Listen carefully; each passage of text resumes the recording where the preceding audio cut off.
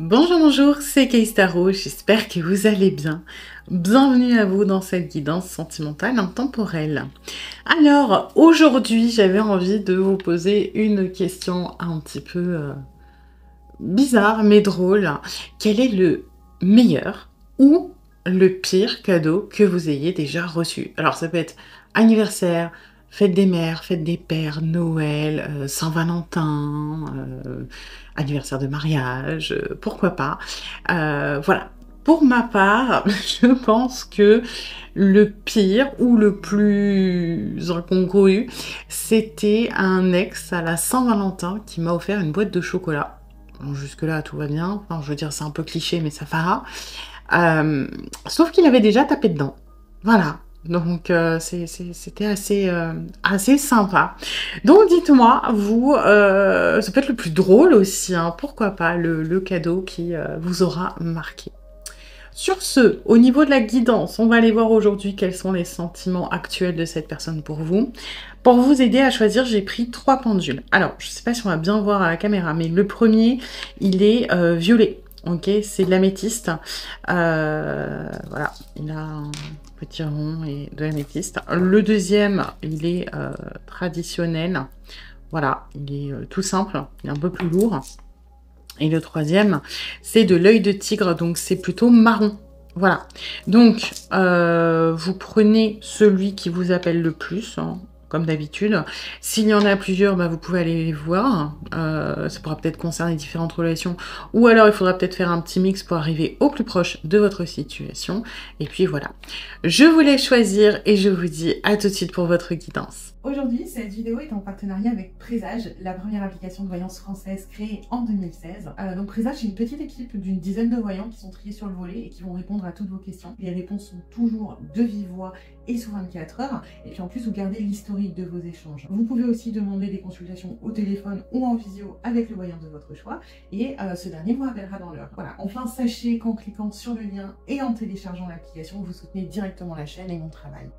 Bienvenue à vous qui avez choisi le premier tas avec le pendule violet avec de l'améthyste. On va aller voir les énergies de la relation comme d'habitude pour voir si ça résonne. Si ce n'est pas le cas, c'est peut-être que ce tas n'est pas pour vous et dans ce cas-là, vous pouvez aller en voir un autre. Et puis c'est une guidance générale. Donc vous prenez ce qui résonne, vous laissez le reste de côté. Et puis si vous voulez approfondir, je propose des guidances privées, soit sur l'application Présage qui est partenaire de cette vidéo où je vous rappelle dans l'heure, soit via mon adresse mail, ou encore sur Facebook et Instagram. Et vous avez toutes les infos en barre de description. Alors...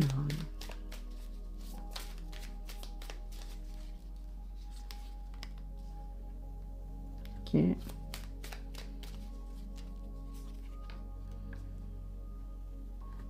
Ok.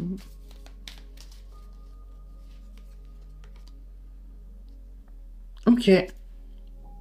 Alors, moi, j'ai une sorte d'amitié amoureuse, un truc un peu ambigu. C'est marrant parce que on est sur des énergies un petit peu de préparation. C'est comme si c'était en stagnation juste avant le pas. Vous voyez, parce que la personne, en fait, elle essaie un petit peu de noyer le poisson. Moi, j'ai une personne qui essaie peut-être ouais, qui va faire un pas en avant, par exemple, vous faire un compliment ou faire quelque chose qui dépasse, on va dire, le cadre de l'amitié ou qui pourrait être interprété comme étant plus de l'amitié, et puis qui tout de suite après va recadrer les choses pour pas qu'on s'imagine des trucs ou qui va faire un truc contre-productif. Voilà, j'ai ce truc de... On est dans la séduction, mais on n'assume pas et donc on se retranche tout de suite derrière autre chose. Ça peut être on vous taquine, mais quand il est question par exemple de se voir, je sais pas, en dehors du boulot, par exemple, si on parle du boulot, eh ben, il n'y a plus personne, parce que ça fait trop date, vous voyez. Ce truc, on va être beaucoup plus dans l'humour, je sais pas pourquoi, j'ai quand même une personne qui a réussi un petit peu à gratter du terrain, tout en faisant croire que c'était pas encore tout à fait ça. Donc je serais pas étonnée que ce soit une personne avec qui vous passiez beaucoup de temps et même éventuellement, oui, ou quand même il y a des, alors c'est pas des dates, mais on se retrouve, on se voit, on fait des week-ends, on fait des trucs, et pour autant cette personne, elle va être je sais pas, de temps en temps très pas hostile, mais très carré sur les limites, sur le cadre, sur des choses comme ça. Et vous voyez, vous peut vous empêcher un petit peu de zioter de bon. C'est quand que il ou elle se bouge. C'est quand que on arrive à franchir là le mur qui nous sépare, le mur qui sert à rien à part dire qu'il est là, parce qu'en réalité, ça ressemble déjà un petit peu à une relation de couple. Et on est dans cette espèce de préparation là imminente, mais en même temps qui stagne, de vous sentez que ça peut être bientôt, mais ça n'arrive pas, ou alors vous voyez, c'est comme si vous sentiez que l'autre il veut faire un pas, quel qu'il soit, un pas en avant, une demande, ou passer à l'étape supérieure, hein. Ça peut être juste proposer quelque chose, et pour autant ça ne vient pas, parce que cette personne, c'est comme si à chaque fois elle mettait un voile par-dessus tout ça, elle se décourage un petit peu, elle essaie de faire passer votre relation pour ce qu'elle n'est pas, en fait. Tout en agissant comme si c'était autre chose. Donc c'est un petit peu bizarre, ça part un peu dans tous les sens. Ok. Alors. Hop.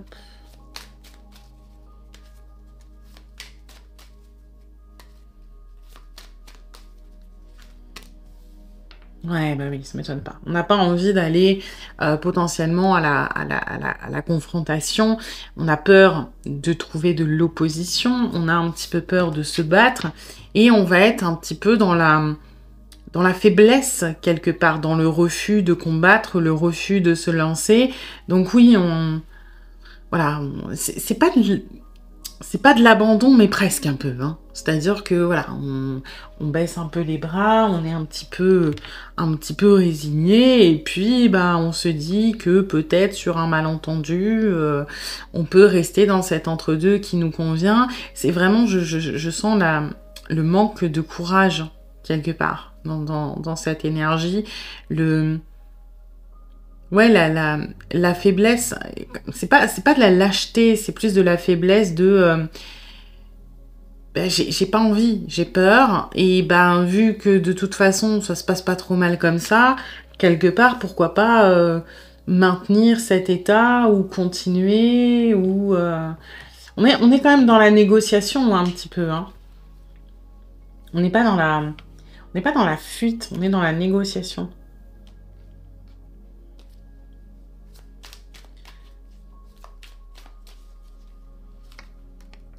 Ouais, vous voyez. On est un petit peu sur la défensive, quoi. On est un petit peu dans ce truc de, voilà, moi, j'ai déjà... Alors, visiblement, c'est lié à une précédente relation. Alors, soit la dernière, soit la dernière importante. Parce que il peut y en avoir pour qui il y a eu une relation importante qui s'est mal terminée, et depuis la personne a énormément de mal à se remettre dans une relation saine, et va soit ça peut être enchaîner des relations, soit se mettre dans des relations confortables ou des choses comme ça, mais la dernière vraie relation où il y a eu de la vulnérabilité, ça s'est mal fini. Donc aujourd'hui on peut pas s'empêcher de monter la garde, de se dire bon voilà, moi l'expérience m'a appris que je peux pas, si je fais le pas, c'est marrant parce que d'un point de vue extérieur, on pourrait se dire que faire le pas, s'engager, faire un pas vers vous, ce serait faire preuve de courage, alors que du point de vue de cette personne, c'est résister qui fait qu'on est courageux. Parce que résister, c'est quelque part garder le contrôle, garder sa sécurité, alors que craquer, céder, s'engager, c'est faire preuve de faiblesse, parce que c'est potentiellement se mettre en vulnérabilité. Vous voyez, c'est comme si c'était twisté à l'intérieur de la tête de cette personne, alors que pas vraiment, quoi, au final. Oui, c'est plus courageux que de faire face à à ses peurs et à sa vulnérabilité plutôt que de rester comme ça sur des choses que l'on connaît et qui nous protègent, hein, et qui empêchent une connexion à notre vulnérabilité.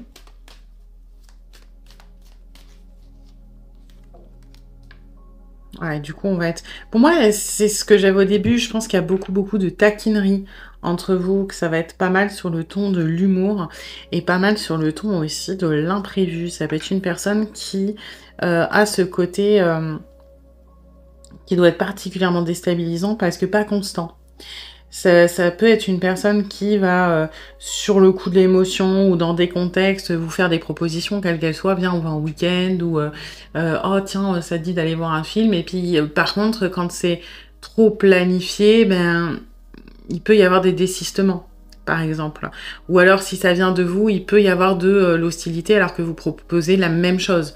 Typiquement, cette personne vous invite au cinéma, vous dites oui, et imaginons, il ou elle se désiste. Donc vous allez dire, bon, bah moi je vais l'inviter parce qu'on va remettre ça. Et là, la personne vous va dire, ah bah non, je suis pas dispo. Vous voyez, parce que c'est plus sous le coup de la spontanéité. Faut que cette personne, pour se sentir à l'aise, elle réfléchisse pas trop. Et le problème, c'est que quand elle réfléchit pas trop, c'est plutôt l'émotionnel qui parle. Et quand le mental, après, il a le temps de réfléchir, il fait « Oula, qu'est-ce que j'ai fait ?» Oula, j'ai baissé ma garde. Non, non, moi, je reviens dans le 9 de bâton. Hein. C'est dommage parce qu'on est bien avec vous dans la spontanéité, en fait. On aime bien ne pas trop réfléchir et se laisser aller. Ça donne des bons moments.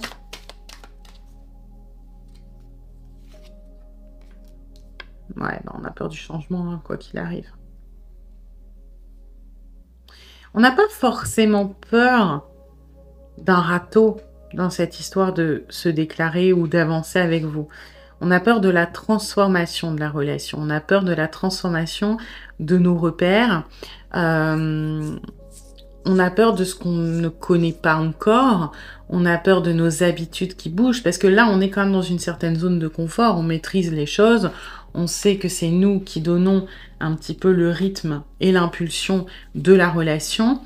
Et on a très peur que dans une nouvelle configuration, quelle qu'elle soit, même si c'est juste un petit détail qui change au niveau des habitudes, eh ben on va perdre nos repères, on va perdre nos...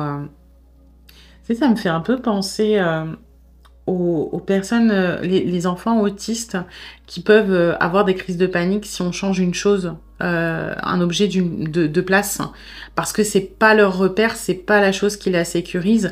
Et des fois, ça peut paraître anodin, vous déplacez, je sais pas, une peluche, vous la mettez du canapé sur le fauteuil, et ça peut créer des crises de panique. Bah là, c'est un petit peu ça, c'est que là, on maîtrise les facteurs, on se sent en sécurité, et s'il y a un facteur qui change, un facteur qui bouge, ce n'est plus ce que l'on connaît, ce n'est plus ce qui nous rassure, ce n'est plus notre quotidien ou notre habitude. Et ça fait très peur à cette personne parce que c'est comme si il ou elle n'était plus en maîtrise des choses, que il ou elle n'était plus en contrôle des événements. Et donc, c'est très important pour lui ou pour elle, malheureusement, de rester dans une certaine stagnation et un certain contrôle. Donc, quand il y a des choses qui changent petit à petit et que c'est de son initiative, ça va. C'est-à-dire que, bah, par exemple, pour débloquer les dates, si ça vient de cette personne qui vous invite au ciné, que ça passe, qu'il refait une demande, il ou elle, hein, que ça passe encore, etc., et qu'après ça devient une habitude, bah bravo, vous avez débloqué le succès, quoi. Ça y est, vous avez débloqué les dates. Mais il faut que ce soit progressif. C'est pas parce qu'il y a un événement que pour cette personne ça change. Au contraire, on va avoir une résistance à vouloir rester dans l'ancien, à vouloir rester dans ce qu'on connaît.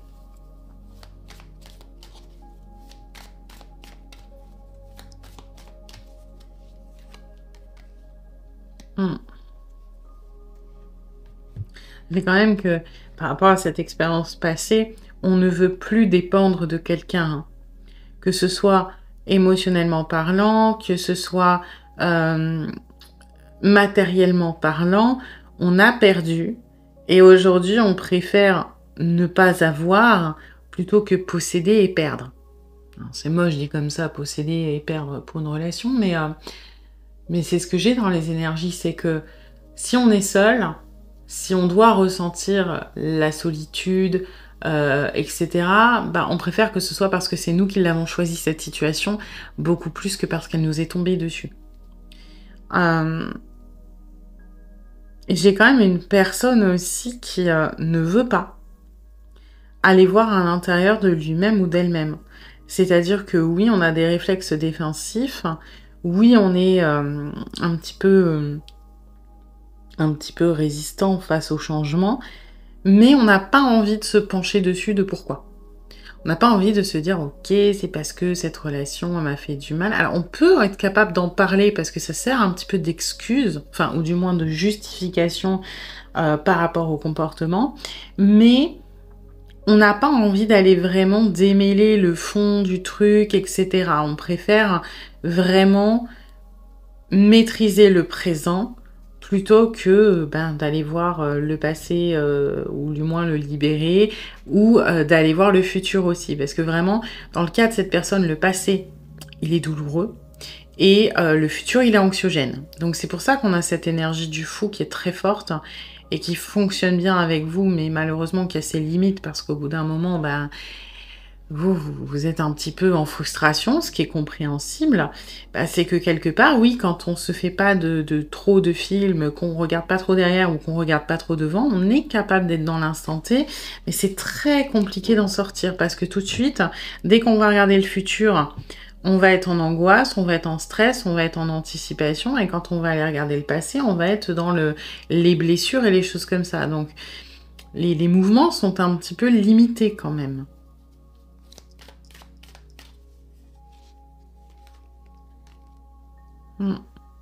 Ouais, on associe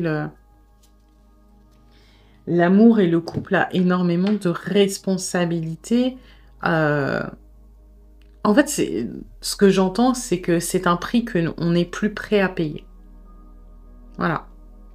Donc, ça ne veut pas dire que c'est figé dans le temps. C'est une vérité pour cette personne. Aujourd'hui, ça ne veut pas dire que c'est une vérité immuable. Pour autant, aujourd'hui, on est plus dans le « moi, je ne veux plus donner autant » pour ce que ça m'a apporté. Et ça peut se comprendre, hein, parce que vraiment, la chute pour cette personne, elle a été rude. Donc, il faut amener les choses différemment, quoi. Il faut essayer de rester au maximum dans cette énergie du fou. Mais c'est sûr que si vous essayez de provoquer des discussions là sur le futur, sur où est-ce que ça se dirige, on n'est pas capable de vous répondre. Parce qu'on va tout de suite associer à on va me demander quelque chose et moi j'ai appris que le prix à payer est beaucoup trop important pour ce que j'en ai retiré. Donc, il va falloir faire une transition smooth, hein, tranquille, fluide.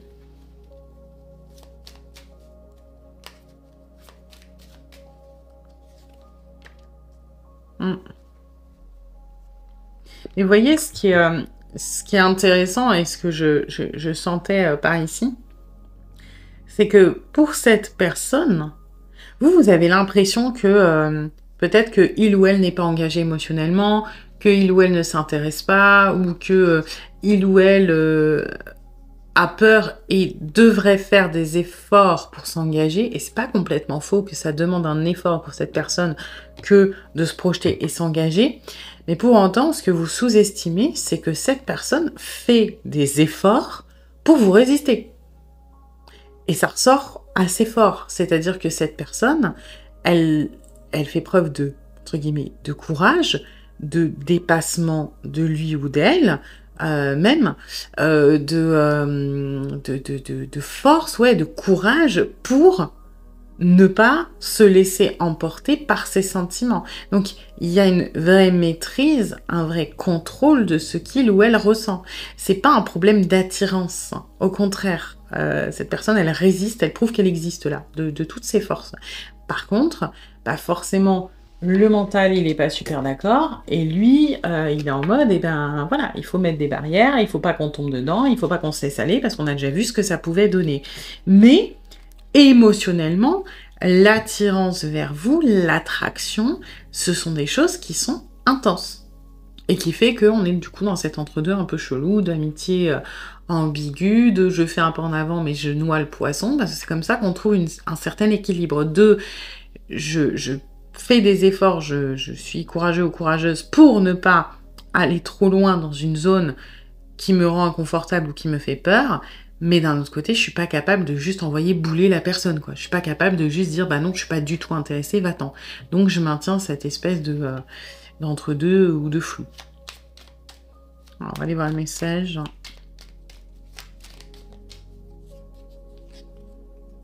Je ne suis pas prêt ou prête, effectivement. Je ne me sens pas encore prêt ou prête à franchir le cap. Il me reste des choses à gérer, à régler, et ce n'est pas simple pour moi.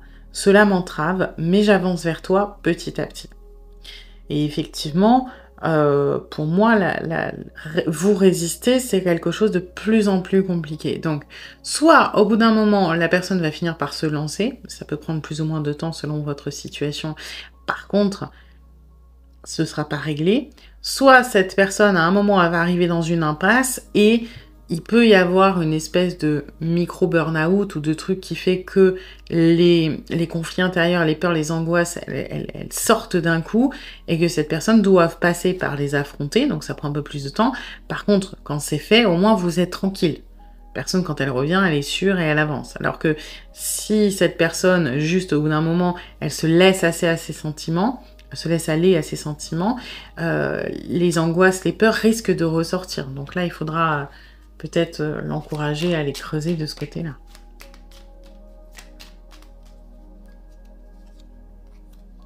Et ensuite, respecte mon silence. Ouais. Dans respecte mon silence, moi, ce que j'entends, c'est ne cherche pas à me pousser. En fait, respecte mon, entre guillemets, ma barrière, respecte le silence. Là, je le vois comme une espèce de distance que l'on essaie de mettre. Mon silence n'est pas négatif. Il me permet de travailler sur moi-même, de me poser les bonnes questions et de conscientiser notre situation. C'est pourquoi ce n'est pas encore le moment de me contacter, de venir vers moi, car je suis en période d'introspection bénéfique.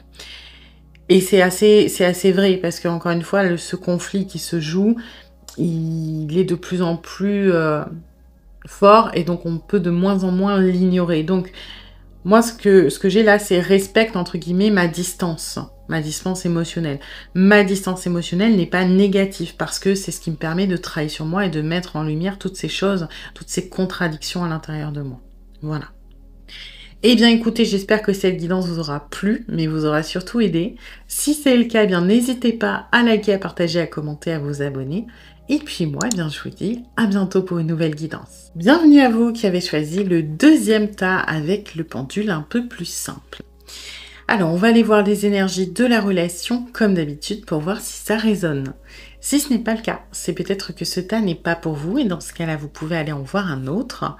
Et puis, c'est une guidance générale. Donc, vous prenez ce qui résonne, vous laissez le reste de côté.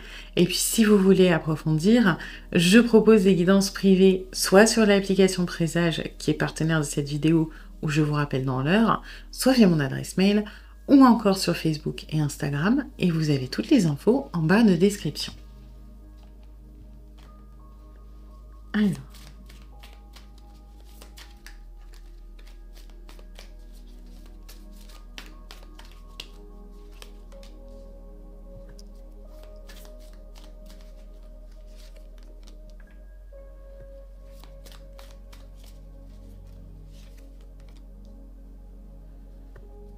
Ok.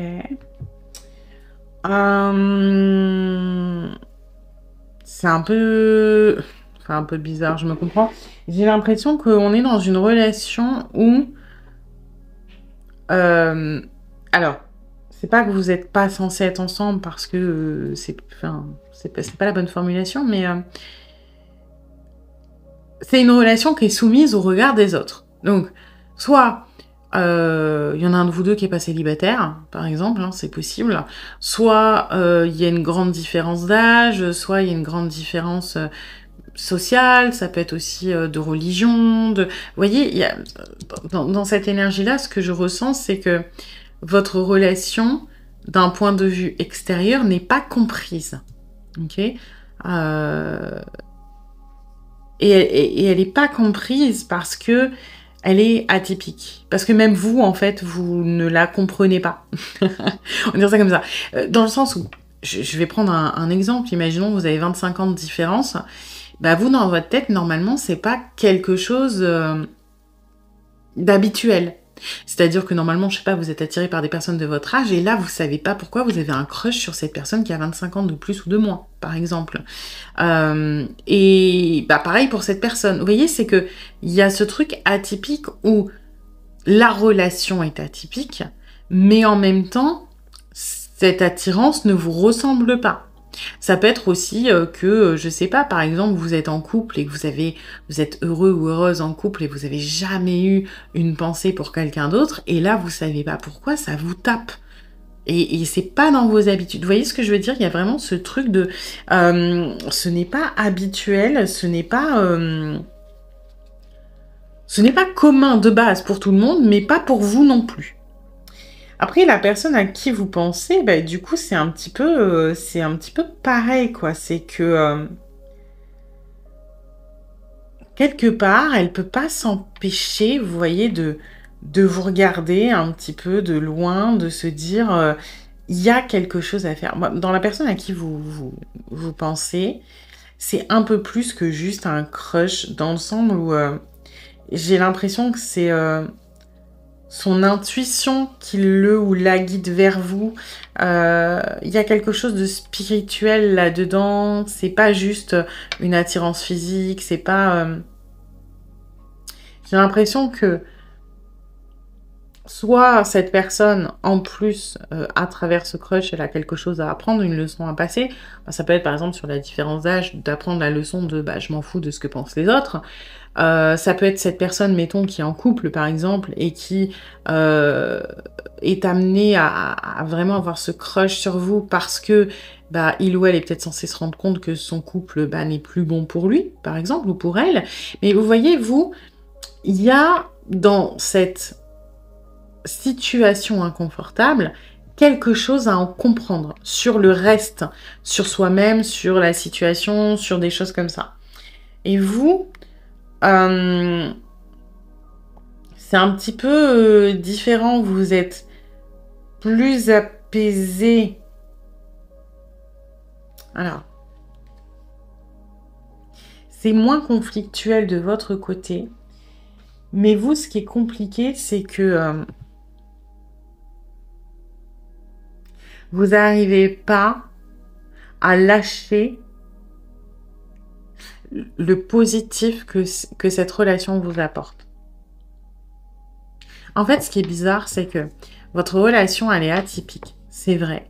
Et on s'en fout de ce que pensent les autres. Mais je sais pas pourquoi j'ai l'impression qu'il y a un problème dans la matière par rapport à ça. Alors, est-ce que c'est que il y a une des deux familles qui s'en mêle? Est-ce que c'est que s'il y a des conjoints impliqués, il y a un truc qui fait que... voilà. Toujours est-il que moi, de ce que je ressens, c'est que dans cette relation, aujourd'hui, elle est censée être en état de pause. Parce que je sens... je sens le jugement, là. Vous voyez, mais pas le jugement de on se moque. C'est là, je sens le jugement, genre on fait son procès. Et elle n'a pas le choix, elle, que... quelque part de baisser la tête et de dire ok ouais, vous voyez. Donc je sais pas pourquoi, mais pour moi la relation actuellement elle est en pause parce que entre guillemets il n'y a pas trop le choix là tout de suite maintenant, ok. Et le truc c'est que là on est sur deux énergies un petit peu différentes. C'est que cette personne elle continue d'être appelée vers vous, d'être attirée vers vous, mais pour moi c'est parce qu'elle n'a pas compris le message. Encore, pas compris la leçon. Voilà, je sais pas si ça a du sens, mais pour moi, ça en a. Et vous, ce qui est compliqué, c'est que la situation que l'on vous impose fait que votre regard sur la situation est un petit peu biaisé. Ok ? On va pas statuer de est-ce que la relation elle est bonne, elle est pas bonne, est-ce qu'elle est bien. C'est pas le débat. Mais ce que je peux vous dire, par contre, c'est que de votre côté, il y a une certaine frustration où vous êtes un peu dans l'idéalisation là de la relation. Je sais pas pourquoi j'ai ce truc de... À la fois, vous savez que là, tout de suite, c'est pas bon pour vous, ou c'est pas le moment, ou vous êtes pas prêt, ou alors vous comprenez pourquoi ça bloque. Je dis pas que c'est pas bon pour toujours, mais actuellement, je sais pas pourquoi, c'est pas possible. Et pour autant, vous êtes dans une espèce de... je sais pas, je la sens complètement en train d'idéaliser le truc, là, la nana. On me l'a enlevé et... En fait, c'est comme si vous aviez occulté les problèmes. Parce que... Donc, je suis désolée, j'essaie d'organiser mes idées, c'est super compliqué à expliquer. Imaginons que la relation, c'est... il y en a un des deux qui est en couple, ok? Et donc, il y aurait une notion de relation extra-conjugale.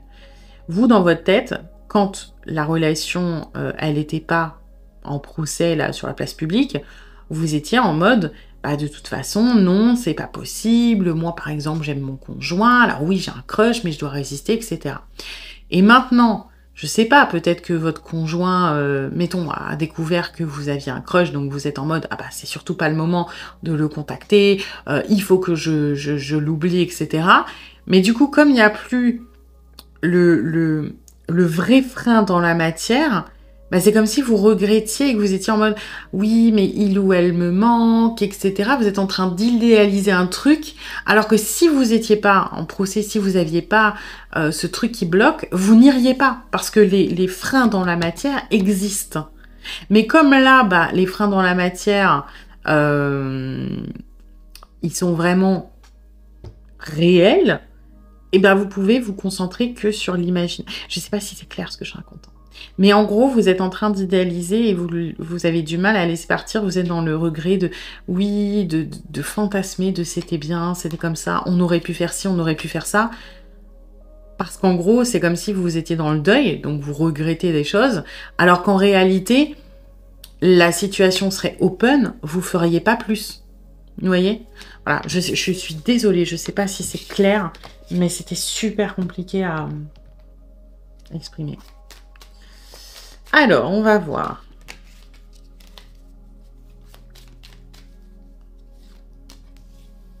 Ouais. Bon, c'est un petit peu... c'est un petit peu le truc que je ressentais là par rapport à cette histoire de procès sur la place publique. On est dans une séparation, dans une division, dans une espèce de... Il y a à la fois le côté... on est divisé, vous voyez, on est séparés, on ne peut pas pour le moment. Et en même temps, il y a cette espèce d'énergie là de désaccord. On n'est pas d'accord avec ça. On est toujours en conflit intérieur, on ne sait pas trop qu'est-ce qu'on fait. Vous voyez, en fait, c'est... Vous voyez la créature, on va dire, qui a fusionné. Là, à l'envers, bah, c'est tous les inconvénients. C'est que les deux, ils sont pas d'accord. Les deux, ils sont en espèce de conflit. Ils sont divisés. Bah, c'est tout ça que je ressens, finalement. Donc, c'est un petit peu... c'est très conflictuel. J'ai l'impression que cette personne, elle est paumée. Elle est complètement paumée. Mais parce que j'ai l'impression qu'il lui manque un sens, là-dedans.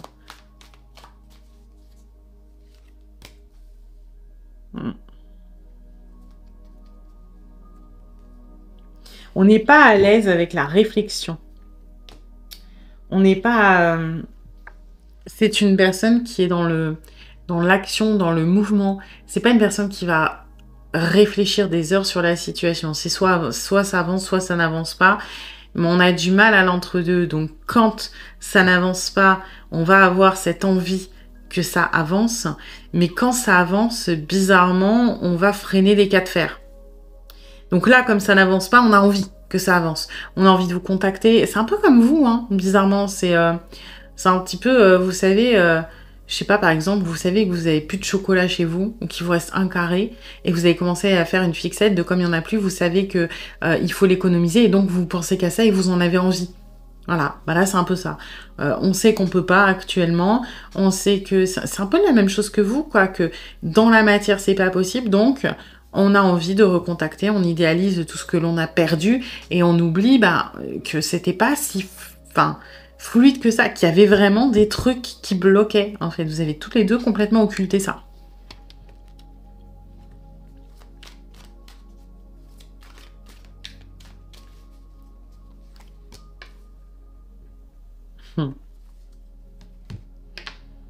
Ouais. Il y a un côté un peu... sais pas, il y a un côté un peu thug dans ce rôle de bâton, je sais pas pourquoi. Et j'ai un peu l'énergie de... j'ai envie d'en faire qu'à ma tête. Mais d'un autre côté... c'est super marrant, mais c'est comme si l'image, elle était coupée. Et que je voyais, du coup, la reine à côté. C'est-à-dire que là, le roi, il fait le... Oui, de toute façon, je fais ce que je veux, c'est moi le roi. Mais il y a la reine qui surveille, et s'il bouge d'une oreille, il sait qu'il va se prendre une soufflante après. Donc, est-ce que c'est par rapport à vous? Est-ce que c'est par rapport à quelqu'un d'autre? C'est que j'ai pas envie... On revient dans le désaccord, là, du rubis. Est-ce que c'est j'ai pas envie de me plier à la situation parce que c'est pas moi qui l'ai décidé et j'ai envie de dire que je fais ce que je veux, mais d'un autre côté, j'ai pas trop les cojones d'y aller. Et dans ce cas-là, la reine que je vois, c'est plus, on va dire, les angoisses, les peurs ou les réalités matérielles. Ou est-ce qu'on a vraiment peur de quelqu'un dans cette histoire? Ça peut être, si vous êtes en couple, votre compagne ou votre compagnon, ou sa compagne ou son compagnon. Ça peut être la famille aussi, parce que pour certains d'entre vous, il y a la famille qui s'en mêle. Vous voyez, ça peut être une personne physique, vraiment, comme ça peut être les angoisses de, voilà, je joue au roi, mais au final... je dois rendre des comptes à quelqu'un ou je me sens obligée de rendre des comptes à quelqu'un. Mais ce que je vois, je vois pas une reine-mère, je vois une reine. C'est-à-dire que on se sent obligé de rendre des comptes alors qu'il y a une notion d'égalité. D'accord? Donc là, c'est une histoire de perception. C'est-à-dire que cette personne, si elle le voulait, la personne que je vois à côté, on peut l'envoyer chier. D'accord? Bon, alors ça aurait des conséquences, bien évidemment, mais si on prend le cadre de parents, par exemple, cette personne, elle est adulte. Si elle a envie de dire « Papa, maman, je fais ce que je veux, j'ai un crush pour une personne qui a une différence d'âge et alors ça regarde que moi », on pourrait. Effectivement, ça a des conséquences, mais je veux dire, cette personne-là à qui vous pensez ne doit pas soumission ou obéissance à l'autre. Respect, oui, mais on peut, entre guillemets, s'opposer et se dire « je suis pas d'accord ». Et c'est ce qu'on a envie de faire, mais on n'a pas le courage de le faire. C'est ça que je ressens. Parce que ça peut être aussi une personne, effectivement, qui est en couple et qui aurait envie de dire « moi, je suis pas d'accord, j'ai envie de vivre mon amour donc avec vous », mais qui n'a pas le courage de mettre un terme à sa relation et d'affronter sa compagne ou son compagnon et de dire « bah non, moi, ok, je me rends compte que j'ai envie qu'on arrête ». Vous voyez, donc je me soumets à mes peurs quelque part.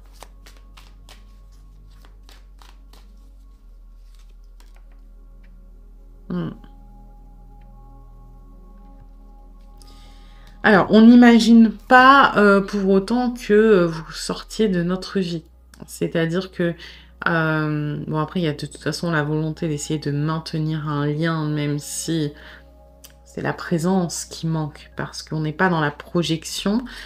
Là, il y a une notion de projection, mais plutôt sur la continuité. C'est-à-dire que on veut garder contact avec vous. On ne sait pas trop comment ça va évoluer, on ne sait pas trop ce qu'on est capable de faire pour que cette relation avance ou non, mais on s'imagine plus tard avoir toujours des contacts avec vous, que vous restiez dans notre vie d'une manière ou d'une autre, même si il y a énormément de désir et de la volonté de...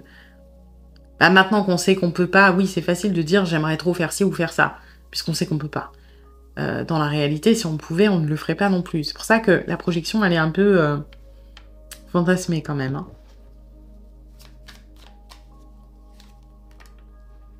Bon, il y a beaucoup d'amour, ça m'étonne pas.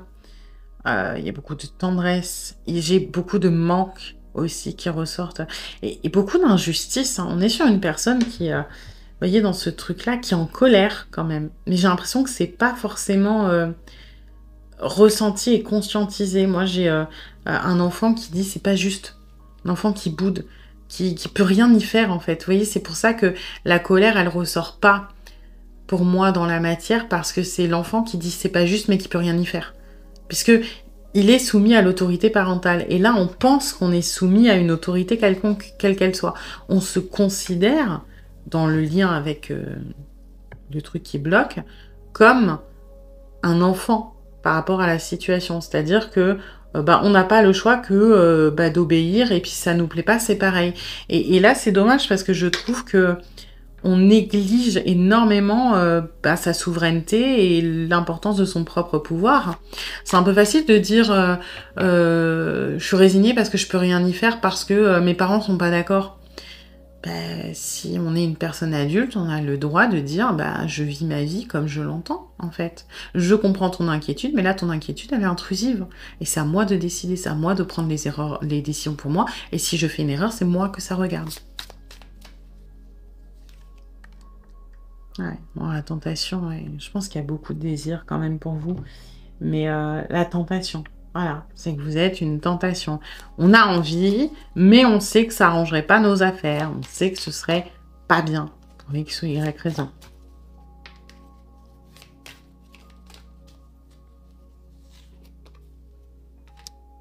Ok, c'est intéressant. Parce que là, cette domination... bon, elle parle de dualité, là. Hein, je la sens comme un 5 de bâton.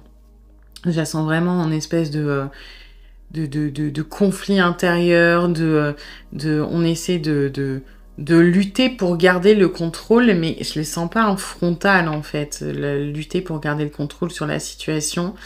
Moi, j'ai vraiment ce truc qui se déchire entre là... De toute façon, dans les tarots, bon, c'est pas bleu, c'est vert, mais là, j'ai vraiment le feu, l'émotionnel, donc ce diable, ce page de coupe qui lutte d'un côté de nous, on a envie, laisse-nous sortir. Et là, ça va plutôt être ce roi de bâton qui est un peu sous la coupe de quelqu'un. Ça va être l'autorité et là, le truc de non, tu rentres dans ta cage, ça suffit. On n'est pas là pour créer des ennuis. Je veux pas t'entendre. Vous voyez, il y a vraiment cette espèce de dualité et de conflit interne. Hein. Ok. Alors, message de cette personne. Être en harmonie. Être en harmonie, c'est pour moi, là, c'est ne plus avoir de problème, de conflit et juste retrouver quelque chose d'apaisé et quelque chose de plus, j'entends, de plus régulier ou de plus proche. Je fais le nécessaire afin d'aller vers plus d'harmonie et plus d'apaisement avec toi. Tout va se régler favorablement pour nous. Nous allons vers le meilleur, tu peux me croire. Ouais, là, j'entends, c'est un peu cette impératrice, quoi. J'ai envie de retrouver un lien constant. Mais dans cette harmonie, c'est cette domination-là qui sort, quoi. C'est que faut que tout le monde y trouve son compte. Moi, la personne à qui, visiblement, je me sens obligée de rendre des comptes, et toi. Donc, on est encore sur un compromis, hein.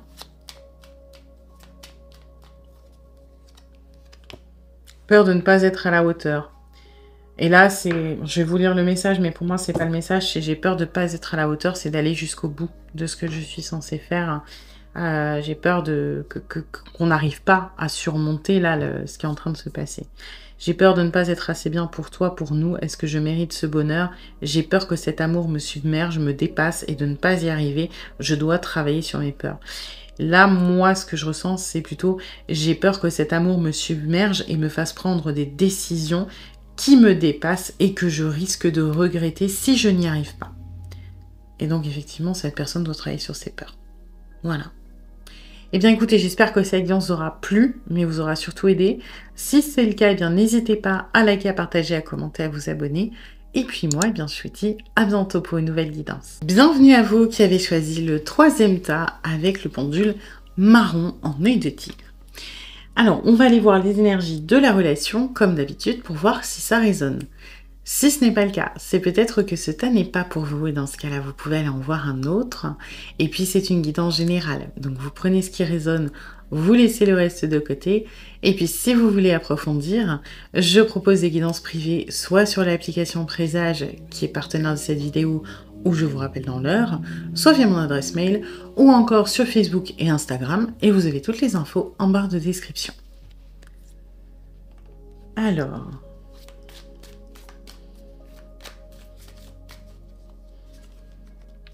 Ok.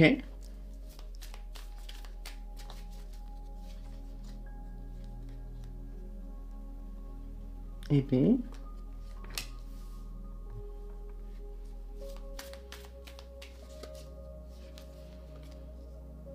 Ok. Alors,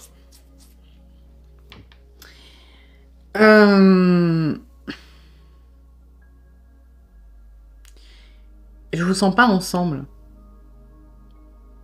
Pour moi, on est sur une relation passée qui laisse encore énormément de tristesse, d'émotions, on va dire négatives, peut-être de manque, d'absence dans la relation, mais des deux côtés. Sauf que c'est pas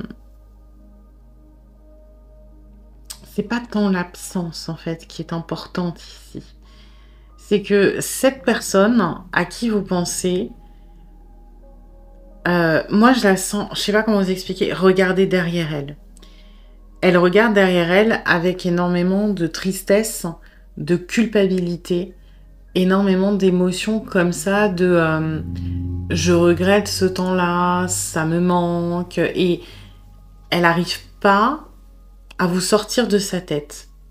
Alors que vous, c'est plutôt... en fait, oui, il y a du manque, mais c'est pas vraiment ça l'énergie générale. C'est là, on va être dans la culpabilité, le regret, la tristesse. Et vous, ça va plutôt être peut-être dans la frustration, potentiellement la colère, potentiellement... Vous, en fait, ce qui est compliqué, c'est que là, je la vois pas ouvrir la porte, je la vois la fermer. J'ai plus envie de laisser rentrer quelqu'un. J'ai pas envie de laisser, j'arrive pas à laisser rentrer quelqu'un d'autre que cette personne-là, en fait, enfin, que la personne de qui on parle. Vous voyez, c'est que il y a quelqu'un là qui essaie de rentrer et moi je la sens, non, j'ai pas envie. Vous essayez, hein. Vous essayez parce que, ben, je sais pas, peut-être que vous avez pas de contact, etc. Mais moi je sens une espèce de volonté de contrôle chez vous, où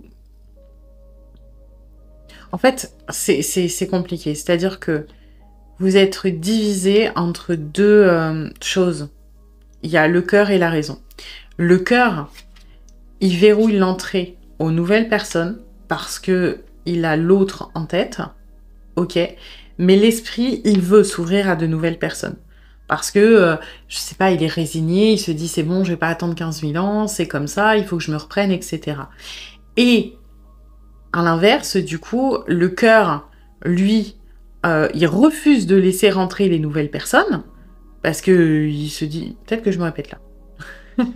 Donc, en gros, le cœur refuse de laisser rentrer les anciennes personnes et veut laisser rentrer l'ancien, veut que l'ancien revienne, et l'esprit veut ouvrir à des nouvelles personnes, mais ferme à l'ancien. L'esprit ne veut pas que l'ancien revienne parce que cette personne vous a fait du mal, cette personne peut-être elle vous a abandonné, etc. Donc c'est un peu compliqué parce que au final, ce qu'il en résulte, c'est que vous êtes un peu verrouillé à tout. Vous êtes verrouillé à l'ancien sur le plan système nerveux, esprit, mental, mais vous êtes verrouillé au nouveau sur le plan du cœur. Voilà, donc c'est un petit peu bordélique pour vous, un petit peu compliqué, hein. Et cette personne, j'ai envie de dire, il n'y a même pas, enfin, il n'y a pas trop de comparaison sur le plan sentimental. On est, alors peut-être que cette personne est en couple, hein, c'est pas le débat, mais on peut pas s'empêcher de, vous voyez, de penser à vous, de se tourner vers vous, et pour autant on ne fait rien, hein, parce qu'on est trop obnubilé par des choses négatives. J'ai l'impression aussi que cette personne traverse peut-être une mauvaise passe en plus, hein, histoire d'arranger. Donc voilà. Et vous, votre position, elle est particulièrement inconfortable pour le coup. Alors,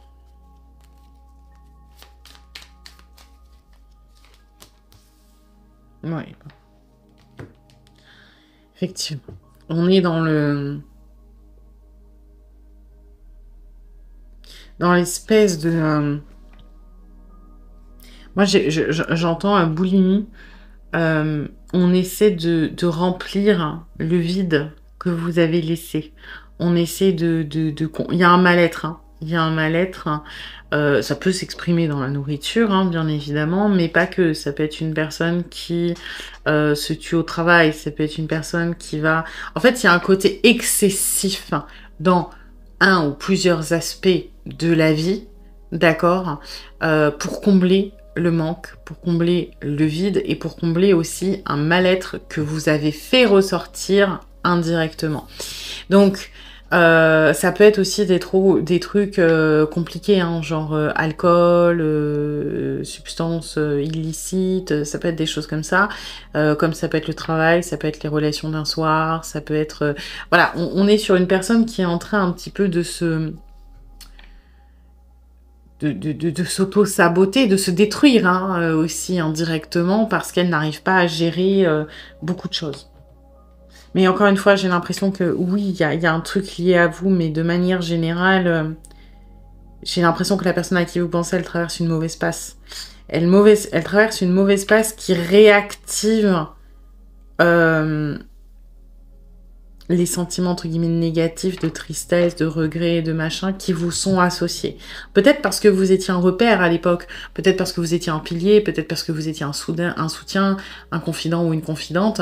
Et aujourd'hui, ben, on a une autre tuile qui nous tombe dessus et ça réactive un petit peu tout ce qui va pas potentiellement dans notre vie et ben, notamment peut-être la séparation, la distance et les choses comme ça.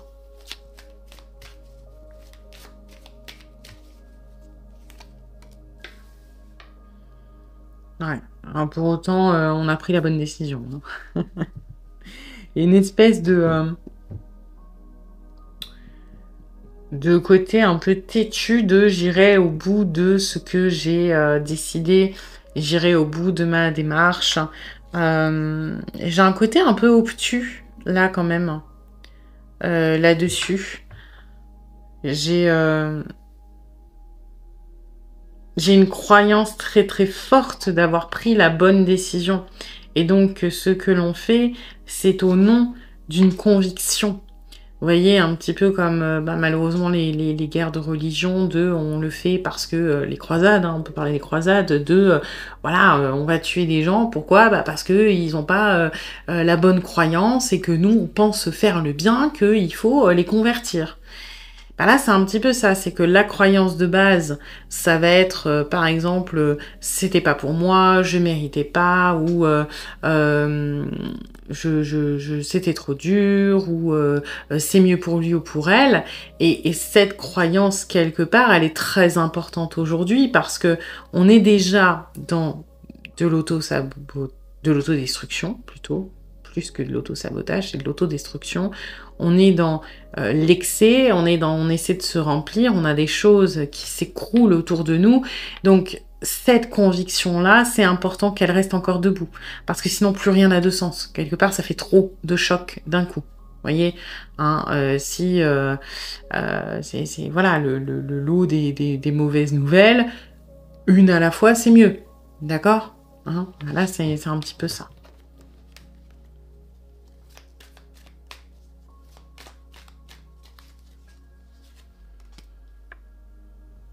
Ok.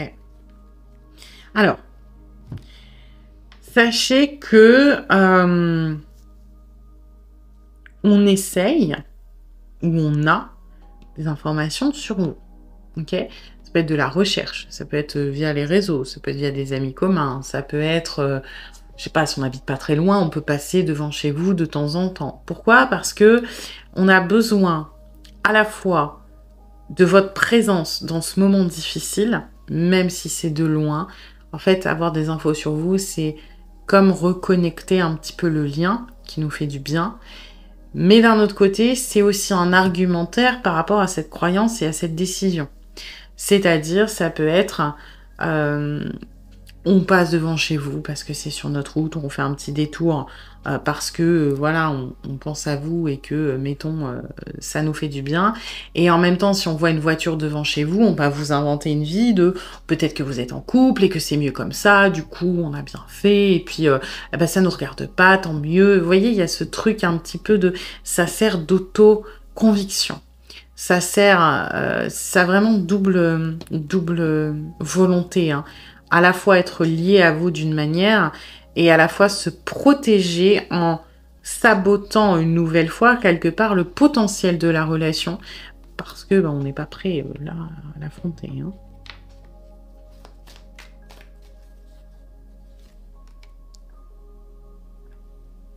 Ouais.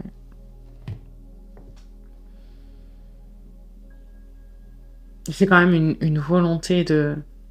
une telle envie de reconnexion. Mais elle est plus inconsciente, là. Moi, je sens quelque chose de profond. Cette envie de quelque part, de renaissance du lien, de contact, de fluidité, d'échange, d'harmonie. C'est ce que l'on souhaite au plus profond. Mais on est bouffé, là, surtout par ces deux-là. Hein. Et je sais pas pourquoi, quand on pense à vous, oui, ça met beaucoup de tristesse et de choses comme ça, mais d'un autre côté, ça nous apaise. C'est bizarre, mais juste de savoir que vous existez quelque part, ça nous fait du bien. C'est bizarre, hein, mais c'est ce que je ressens. C'est peut-être pour ça aussi qu'on ne peut pas s'empêcher de se renseigner sur vous. Savoir que vous êtes là, même si c'est pas avec nous, même si c'est de loin, de savoir que vous existez, d'avoir des preuves que vous existez, que vous êtes là quelque part, ça nous fait du bien. Même si c'est pas avec nous, hein, ça nous fait du bien.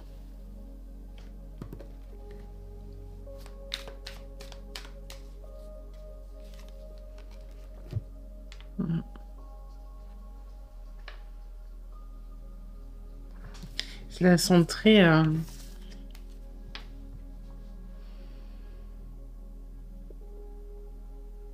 Je la sens très littérale. Alors, pas littérale dans les amoureux, mais littérale par rapport à l'image. Il y avait un Éden et on l'a fait cramer. Et on est nostalgique de cet Éden avec vous. On est nostalgique de... Vous voyez, soit on l'a fait cramer, soit on a été tenté par nos peurs, nos démons, peu importe. Et vous voyez, c'est vraiment le symbolisme là du jardin d'Éden et puis des conséquences. Il y a quelqu'un qui a merdé, et en l'occurrence, on pense que c'est nous, on a merdé, et la sentence est abattue, et quelque part, aujourd'hui, on n'a pas le droit de se plaindre, en fait. On n'a pas le droit de... parce que c'est de notre faute, et ça ne sera plus jamais comme avant. Vous voyez, il y a vraiment ce truc un peu... je me responsabilise, j'assume... Alors, là-dedans, il y a aussi un manque de combativité, hein, c'est-à-dire, bon, le jugement s'est abattu, c'est fini, l'Éden, il est cramé, on pourra jamais y retourner, donc à quoi bon me battre?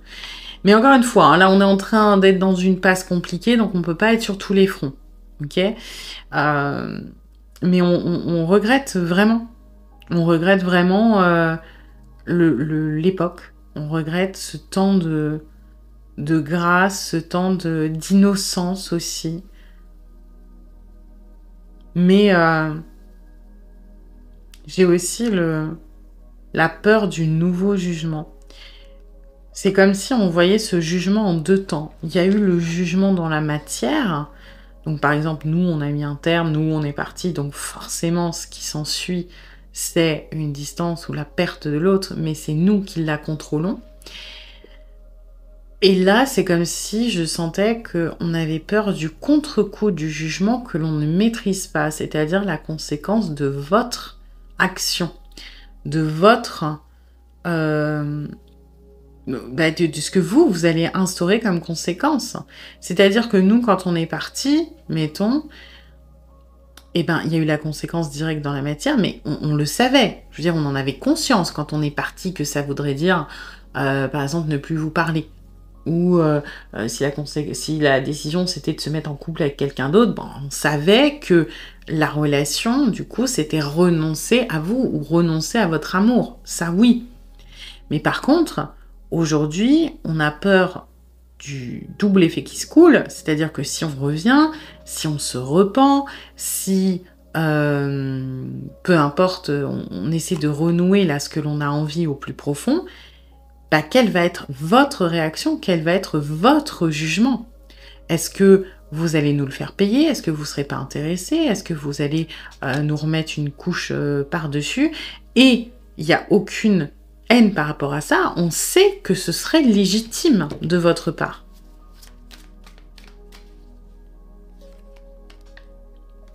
Du coup, on vous chérit comme quelque chose de très précieux, comme un souvenir très précieux, mais que l'on garde à l'intérieur.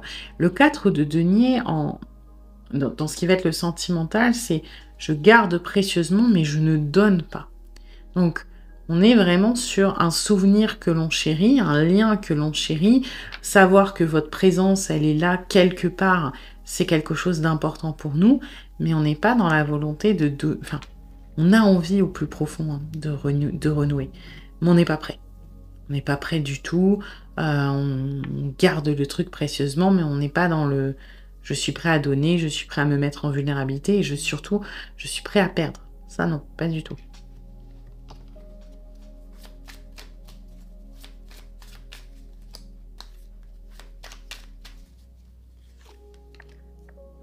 Ouais.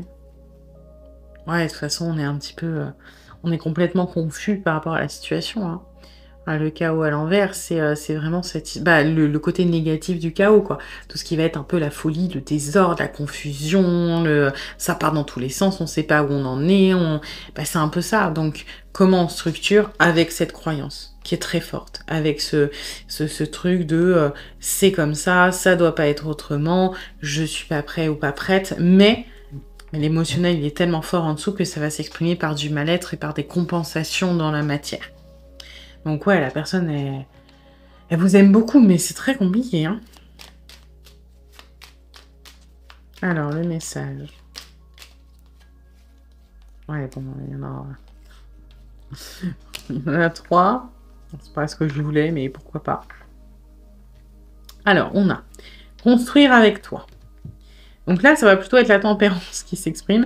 J'ai envie de bâtir quelque chose de stable et de solide avec toi, comme un foyer, une maison, un couple, une famille. Je veux tout avec toi, j'en ai bien conscience et je projette un avenir ensemble. Oui, parce que cette personne ne vous oublie pas. Cette personne, vous restez quelque chose de très important. Autant on n'est pas prêt maintenant, autant on se dit que peut-être à un moment, sur un malentendu, ça peut passer, peut-être qu'on reviendra, etc. C'est juste que là, tout de suite, c'est compliqué. Il y a beaucoup de choses qui se mettent. Je me sens perdue. Ben oui. Là, on va plutôt être dans le chaos. Je ne sais plus où j'en suis. Je ne sais plus ce que je dois faire ni quelle direction emprunter. Qui croire? Que croire? Je n'arrive pas à écouter ma boussole intérieure. Effectivement, c'est la pagaille complète. Ensuite, on a croire en moi, qui va plutôt aller par là. Je te demande de croire en moi. C'est très important pour m'aider à mettre les choses en place pour nous. J'ai besoin que tu crois en moi pour réussir. J'ai besoin de ton amour pour me porter. Là, c'est plutôt... c'est pas une promesse, hein, parce que cette personne n'a pas assez confiance en ses capacités pour revenir, de vous dire « je te promets que je vais revenir, donc attends-moi ou aie confiance ». Mais c'est plutôt... ne condamne pas ça trop vite. Dans ce que j'entends, j'essaie d'avancer, j'essaie... Moi, j'entends, écoute, m'en veux pas, je suis un peu con ou un peu conne, il me faut le temps que ça connecte. Voilà. Donc, consciemment, on n'est pas sûr de réussir. J'ai l'impression que l'âme, elle sait. L'âme, elle dit, vas-y, t'inquiète. Je vais mettre le temps, hein, ma version incarnée, elle est un peu bébête. Mais j'arrive. Alors, pour autant... ça veut pas dire mettre votre vie en pause, hein. Attention. Voilà, et donc, une autre. Je pense à toi. Ouais, ça m'étonne pas. Hein. Même si je ne suis pas avec toi, tu es très souvent dans mes pensées. Je pense à toi à tout moment de la journée. Ton image s'impose à moi et fait vibrer mon cœur. Et j'aime beaucoup cela. Ouais, je sens de toute façon votre présence, hein, elle est là. En permanence, on pense énormément à vous. Juste, on vous classe parce que ça fait trop le bordel, mais on pense énormément à vous. Voilà. Eh bien, écoutez, j'espère que cette guidance vous aura plu, mais vous aura surtout aidé. Si c'est le cas, eh bien, n'hésitez pas à liker, à partager, à commenter, à vous abonner. Et puis moi, eh bien, je vous dis à bientôt pour une nouvelle guidance.